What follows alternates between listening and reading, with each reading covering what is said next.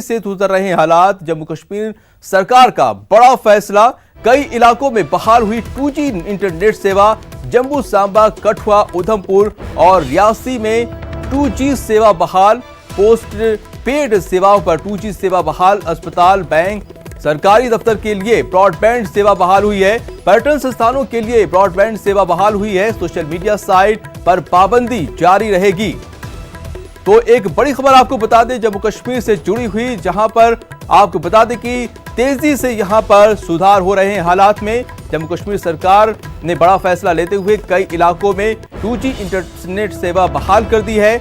जम्मू हो, सांबा, कठुआ हो, चाहे उधमपुर या रियासी में 2G सेवा बहाल कर दी गई है। पोस्टपेड सेवाओं पर भी 2G सेवा बहाल कर दी गई और साथ में अस्पताल, बैंक, सरकारी दफ्तर के लिए भी ब्रॉडबैंड की सेवा बहाल की गई है। लेकिन आपको बता दें कि सोशल मीडिया साइट पर पाबंदी जारी रहेगी।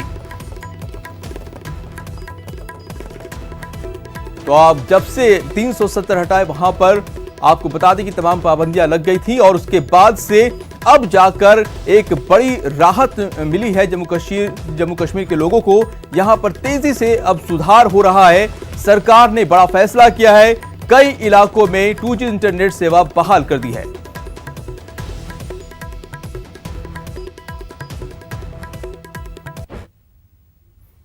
और बढ़ते हैं अगली खबर पर। तमिलनाडु के वेल्लोर में भीषण सड़क हादसा हुआ है। आपको बता दें करीब 10 गाड़ियां आपस में टकरा गई हैं। हादसे में 10 लोग घायल हुए हैं। घने कोहरे के कारण यह हादसा हुआ है। घायलों का वेल्लोर अस्पताल में इलाज चल रहा है। तो बड़ी खबर तमिलनाडु के वेल्लोर से, जहां पर भीषण सड़क हादसा हुआ है। आपको बता दें करीब 10 गाड़ियां आपस में टकरा गई हैं। यह हादसा आपको बता दें कि घने कोहरे की वजह से हुआ है।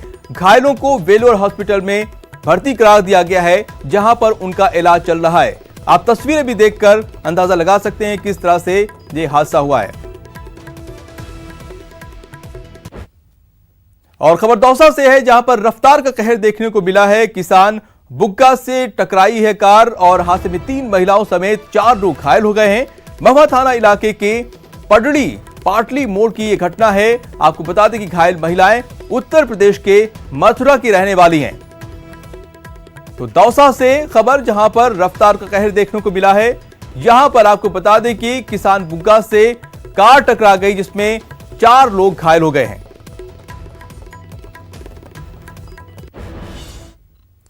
और चूरू के गांव जाक में पैंथर को पीट कर मार देने का मामला सामने आया है, जिसका वीडियो वायरल हो रहा है।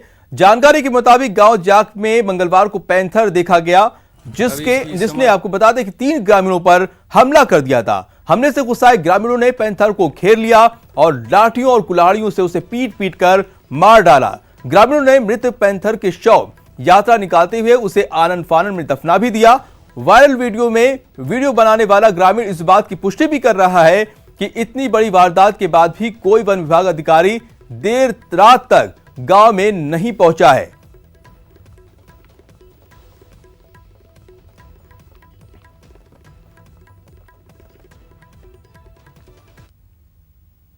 झालावाड़ में पुलिस ने देशी कट्टा और धारदार हथियार के साथ 2 बदमाशों को गिरफ्तार किया है। जहां पुलिस ने मौके पर पहुंचकर घेराबंदी की। पुलिस को देखकर आपको बता दें कि ये जो कार सवार बदमाश थे मौके से भागने लगे, जिन्हें नारायण बाग के समीप पुलिस ने धर दबोचा। गिरफ्तार बदमाश भेरू गुर्जर तथा प्रेमचंद गुर्जर सुनेर थाना क्षेत्र के हिस्ट्री शीटर हैं। फिलहाल पुलिस के बदमाशों से पूछताछ की जा रही है।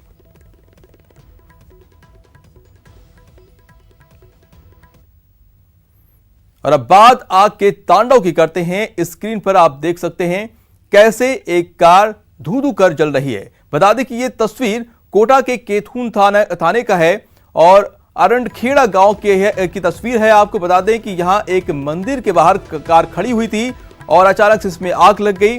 कार में आग की सूचना जब तक कार मालिक को लगी, तब तक कार में आग के गोले की शक्ल में तब्दील हो गया और मालिक कार में अज्ञात लोगों द्वारा आग लगाने की शिकायत दर्ज कराई है। पुलिस अब इस पूरे मामले की जांच कर रही है।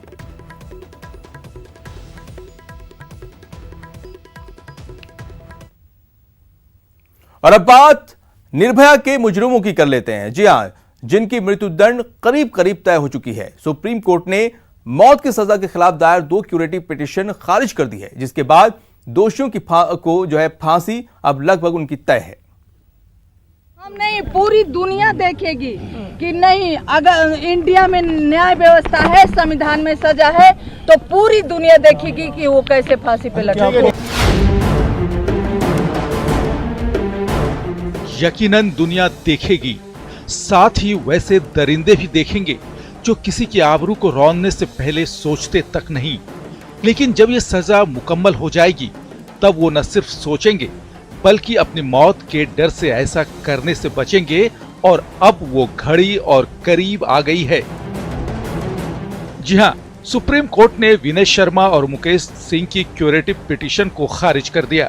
ये फैसला justice NV Ramana, justice Arun Mishra, justice RF Nariman, justice R Bhanumati और जस्टिस अशोक भूषण की 5 जजों की बेंच ने सुनाया है, जिसके बाद निर्भया की मां ने खुशी जाहिर की। बहुत बड़ा दिन है, क्योंकि हमने 7 साल से मैं संघर्ष कर रही हूँ, आज के डेट तक कर रही हूँ, तो ये मेरे लिए बहुत बड़ा दिन है। लेकिन सबसे बड़ा दिन 22 तारीख को होगा, जब वो चारों फांसी पे लटकेंगे, और उम्मीद करते हैं कि जो भी आगे उनकी रेमडी है ऐसे ही खारिज होगी और उनको 22 तारीख को फांसी होगा। निर्भया की मां के साथ उनकी तरफ से केस लड़ने वाली वकील ने भी खुशी जाहिर की। साथ ही बचाव पक्ष के वकील की डिले टैक्टिस फेल होने की बात भी कही और उम्मीद जताई कि निर्भया के मुजरिमों को 22 जनवरी को फांसी हो जाएगी। हमें बहुत खुशी हो रही है कि यहाँ पर भी सुप्रीम कोर्ट ने जो उनका डिले टैक्टिक जो यूज कर रहे थे, वो डिले टैक्टिक पर बैन लगा, एक तरीके से फेल होते जा रहे हैं वन बाय वन। ये बहुत जरूरी था और हम उम्मीद करते हैं कि 22 को ही इनको हैंग किया जाएगा, फांसी होगी और हमारी बहन को न्याय मिलेगा। तो वहीं बचाव पक्ष के वकील AP सिंह ने पूरे मामले में मीडिया ट्रायल होने का आरोप लगाया और अपने मुवक्किल को बचाने की हर मुमकिन कोशिश करने की बात कही। ये 2012 से मीडिया ट्रायल चल रहा है, पब्लिक प्रेशर चल रहा है, पॉलिटिकल सेंटीमेंट शामिल है इसमें। आप कोर्ट के बारे हाँ, कोर्ट के बारे में बात कर रहे हैं। जो भी डिसीजन हुआ है हमें जजमेंट की कॉपी मिलेगी, उसके बाद जो भी हमारा क्लाइंट कहेगा, जो भी क्लाइंट से हम बात करेंगे, उसके बाद जो भी आगे की लीगल रेमेडीज हैं, फर्दर रेमेडीज हैं, वो हम उसको पूरा करेंगे। अब इस मामले में सिर्फ एक ही दरवाजा बचा है और निर्भया गैंगरेप केस में दोषी मुकेश सिंह ने फांसी से बचने के लिए अभी आखिरी दांव भी आजमा लिया है। हालांकि निर्भया के पिता दोषियों की फांसी को लेकर निश्चिंत हैं। ये जानते हैं कि होना जाना कुछ नहीं, लेकिन फिर भी इनके पास जो अधिकार उनका इस्तेमाल कर रहे हैं, और अच्छी बात है कि इनके पास जो भी है जल्दी से जल्दी खत्म हो जाए, 22 को लटक जाए। हम दोषी मुकेश की दया याचिका राष्ट्रपति के पास है और राष्ट्रपति ने भी अगर दया याचिका खारिज कर दी तो दोषियों की मौत की सजा तय तारीख यानी 22 जनवरी को ही होगी। Bureau report, news 18 network. प्रदेश में पंचायत चुनाव की तैयारियां आखिरी चरण में चल रही हैं। 17 जनवरी को पहले फेज की वोटिंग के लिए सुरक्षा बल मतदान केंद्रों के लिए रवाना हो गए हैं। इस बीच डिप्टी CM सचिन पायलट ने निर्वाचन आयोग से चौथे चरण की वोटिंग के लिए निर्वाचन आयोग को पत्र लिखा है। पहले चरण के लिए रण तैयार। 17 जनवरी को होगा आर पार। गांव की सरकार। पंचायत चुनाव के पहले फेज में 17 जनवरी को होने वाली वोटिंग के लिए तैयारियां करीब करीब पूरी हो गई हैं। शांतिपूर्ण और निष्पक्ष वोटिंग के लिए चुनाव से जुड़े अधिकारी कर्मचारियों को ट्रेनिंग देकर तैयार भी कर लिया गया है। इसको लेकर चित्तौड़गढ़ के इंदिरा गांधी ऑडिटोरियम में 145 जोनल अधिकारियों और 58 पुलिस अधिकारियों को ट्रेनिंग दी गई। सबसे पहले इनको हमने चुनाव का प्रोसेस समझाया है कि चुनाव का जो भी प्रोसेस है वो उनकी जानकारी में होना चाहिए, ताकि कहीं पर भी कोई दिक्कत आती है तो अगर उनकी जानकारी में होगा तो वो उसको सॉर्ट आउट कर सकते हैं। दूसरी बात कि चुनाव से संबंधित जितने भी हमारे कार्मिक लगाए हुए हैं, उन कार्मिकों के बारे में पूरी जानकारी होनी चाहिए। उन कार्मिकों के काम क्या है, ताकि वो उचित प्रकार से समन्वय कर सके। और तीसरा सबसे महत्वपूर्ण पॉइंट है कानून और व्यवस्था। कानून व्यवस्था के लिए यदि कहीं पर भी किसी भी प्रकार की कोई अप्रिय घटना की जानकारी मिलती है तो वो उनकी सबसे पहले उनकी जानकारी में आए। अलवर में भी प्रताप ऑडिटोरियम में मतदान कर्मियों, sector officer, area magistrate, returning अधिकारी और पीठासीन अधिकारियों को प्रशिक्षण दिया। ये राज्य निर्वाचन आयोग के निर्देशों के अनुक्रम में जो अलवर जिले में प्रथम चरण की जो मतदान 17 तारीख को होने, उनकी पोलिंग पार्टियाँ 16 को रवाना हुई। उसको कानून एवं व्यवस्था की दृष्टि से सेक्टर मजिस्ट्रेट साहिबान, एरिया मजिस्ट्रेट साहिबान में पुलिस ऑफिसर्स और प्रशासनिक अधिकारियों की एक संयुक्त ये प्रशिक्षण कार्यक्रम रखा गया है। पंचायत चुनावों में किसी प्रकार की हिंसा और गड़बड़ी रोकने के लिए सुरक्षा के चाक चौबंद प्रबंध किए गए हैं। जोधपुर पुलिस लाइन से करीब 400 सुरक्षा कर्मियों को बाड़मेर और पाली जिले के पंचायत चुनावों में तैनाती के लिए रवाना किया गया। इधर डिप्टी सीएम सचिन पायलट ने निर्वाचन आयोग से चौथे चरण के लिए नया कार्यक्रम जल्द घोषित करने की मांग की है। उन्होंने कहा कि राज्य सरकार पंचायत चुनाव के लिए पूरी तरह तैयार है। वो स्थिति पैदा मैं नहीं होने देना चाहता हूँ, क्योंकि हमारा मत है, सरकार का मत है कि समय पर चुनाव हो। अगर सारी बाधाएं खत्म हो चुकी हैं, कोई अड़चन नहीं है, कोई कानूनी प्रॉब्लम नहीं है, तो कोई कारण नहीं है कि हम एडमिनिस्ट्रेटर लगाए जाएं और लोग अपना सरपंच प्रधान प्रमुख चुनें, तभी तो लोकतंत्र मजबूत होगा। और निर्वाचन आयोग सक्षम है चुनाव कराने में और सारी तैयारियां मैं समझता हूं हो चुकी हैं। जहां तक प्रदेश सरकार की बात है, हमारी तरफ से 100% लोग तैयार हैं। जो मदद, सहायता, सहयोग, पैसा, मैन पावर, पुलिस, जो भी उनको चाहिए, हम पूरी तरह देने को तैयार हैं। बशर्ते ये कि हम चाहते हैं कि समय रहते चुनाव को इलेक्शन कमीशन डिक्लेयर करे। कुल मिलाकर प्रशासन पूरी तरह तैयार है और अब गांव की सरकार चुनने के लिए जनता भी पूरी तरह तैयार है। Bureau report, news 18।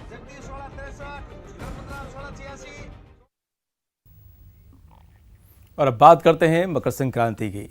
आपको बता दें कि मकर संक्रांति पर्व पर पतंगबाजी की 5 तस्वीरें दिखाते हैं। पहली तस्वीर जयपुर की है, जहां काइट फेस्टिवल में देसी विदेशी मेहमानों ने जमकर मस्ती की।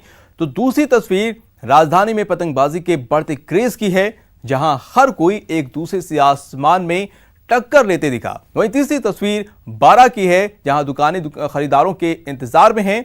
वहीं चौथी तस्वीर की बात करें तो ये पूरा शहर पतंगबाजी में के जश्न में डूबा हुआ है। और दौसा की बात करें तो यहां भी परवान पर है पतंगबाजी।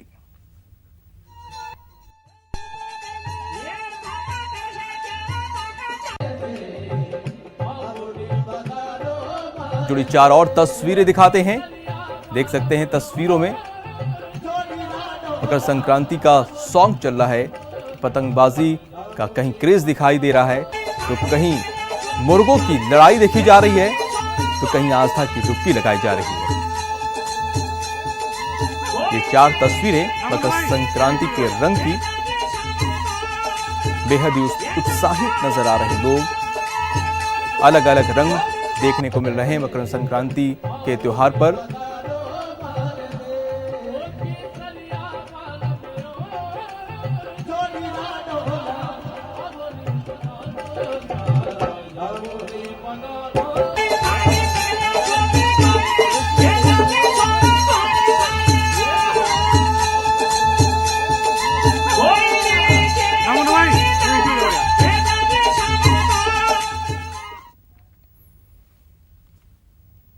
और अब बात करते हैं सर्दी के सितम की।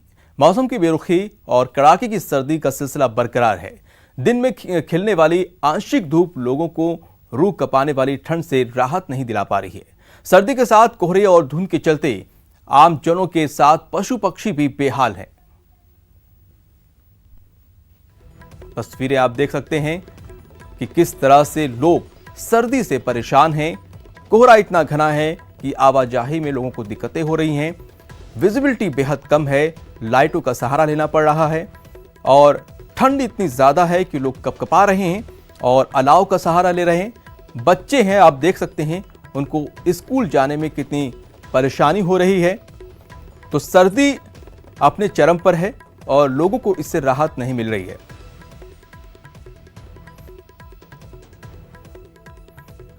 और हमारे साथ जुड़ चुके हैं सौरभ गृहस्थी जयपुर से, शरद टाक सिरोही से जुड़ चुके हैं। सीधे उन्हीं के पास चलते हैं और वहां पे जानने की कोशिश करते हैं। सबसे पहले जयपुर चलते हैं सौरभ गृहस्थी के बाद। सौरभ, आज मकर संक्रांति है, बहुत ही खास दिन है और सर्दी भी अपने चरम पर है, तो कैसे लोग इसको सेलिब्रेट कर रहे हैं?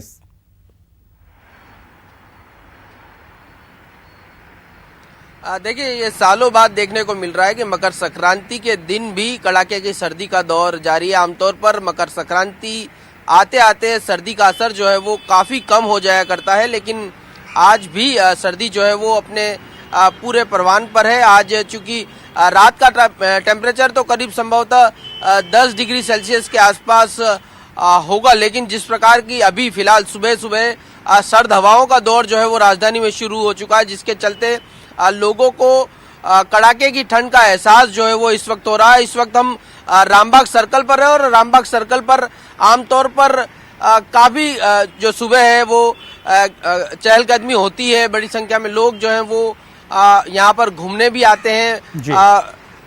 लेकिन इस वक्त आप तस्वीरें देख पाएंगे किस प्रकार की तस्वीरें इस वक्त है। बिल्कुल जिस प्रकार का आमतौर पर आम दिनों में जिस प्रकार का यहाँ पर माहौल होता है वो बिल्कुल भी अलग यहाँ पर माहौल इस वक्त दिखाई दे रहा है। लेकिन जिस प्रकार से मौसम विभाग ने कहा है कि सर्दी का दौर अभी फिलहाल जारी रहेगा, राजधानी के बाहरी इलाकों में कोहरा जो है वो छाया हुआ है और आज दिन भर बादलों की आवाजाही रह सकती है और राजधानी के कुछ इलाकों में हल्की बारिश भी हो सकती है। मौसम विभाग का कहना है कि पश्चिम विक्षोभ के असर के चलते प्रदेश के कुछ स्थानों में जो है वो मौसम जो है वो बदल सकता है और मौसम बदलने से हल्की बारिश भी हो सकती है। जी सौरभ, हमारे साथ शरद टाक भी जुड़े हुए हैं सिरोही से। शरद, जयपुर के हाल तो आपने जान लिया कि वहां पर क्या हालात हैं, सिरोही में किस तरह की स्थिति है, ठंड कितना लोगों पर कहर बरपा रही है? माजिद, जो एकाएक पारा लुढ़का है उसकी वजह से सर्दी का टॉर्चर लगातार जारी है। लोगों का जनजीवन फिर से एक बार प्रभावित हो गया। मैं आपको बताऊं, पिछले 3 दिन पहले जो 8 डिग्री टेम्परेचर था वो 11 डिग्री लुढ़कते हुए -3 पर आ गया था और आज -4 है, 1 डिग्री और लुढ़क चुका है। जो माउंट आबू है वहां पर जो नौकायान है और मैदानी इलाके वहां पर बर्फ जम चुकी है और सर्दी का बहुत भारी असर देखने को मिल रहा है। लोगों का जनजीवन प्रभावित हो गया है। लोग सर्दी से बचने के लिए अलाव का सहारा ले रहे हैं। मैं सहयोगी को कहूंगा कि आप दिखाएंगे किस तरीके से अलाव से सेकते हुए नजर आ रहे हैं लोग, ताकि सर्दी का ये जो असर है उसे बचा जा सके। मैं आपको बताऊं माजिद की पिछले लगातार 2 दिन से जिस तरीके से भारी सर्दी पड़ी है उससे वाहनों को भी चलने में भारी समस्या हो रही है और वाहन चालक भी भारी परेशान है। जी शरद, आप बने रहिए हमारे साथ, हम सौरभ के पास चलते हैं जयपुर में। सौरभ, जिस तरह से बता रहे थे कि माउंट आबू में माइनस में वहां का टेम्परेचर है, काफी लोग परेशान हैं, तो जयपुर में अगर वहां की बात की जाए तो वहां पर किसानों की अगर बात की जाए तो उन पे क्या असर पड़ रहा है, यातायात पे कितना असर पड़ रहा है?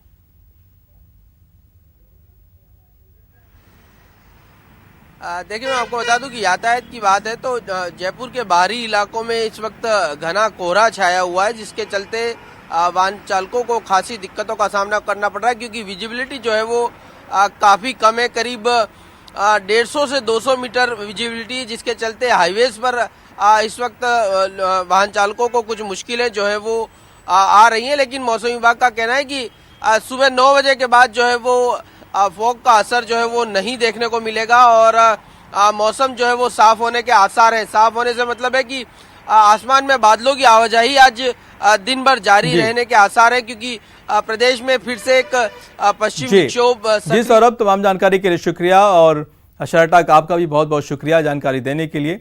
तो सर्दी अपने चरम पर है और लोग परेशान हैं और उससे बचने के तमाम उपाय भी कर रहे हैं। बढ़ते हैं अगली खबर पर बढ़ते हैं। जोधपुर शहर में अवैध घरेलू गैस रिफिलिंग के गोरखधंधे पर पुलिस ने बड़ी कार्रवाई की है। शहर के 10 इलाकों में पुलिस ने छापा मारकर 10 आरोपियों से 62 घरेलू गैस सिलेंडर जब्त किए हैं।